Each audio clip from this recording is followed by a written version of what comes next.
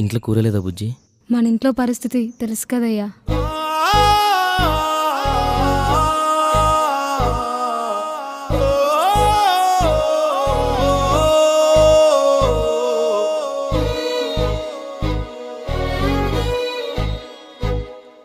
రైతు రైతు రైతో పాడుగాను నీ రాతో, మెతుకు మెతుకుపై నీ పేరున్న వెతుకులాట నీ బతుకో, చివరకు చేరుతుంది ఏ చితికో.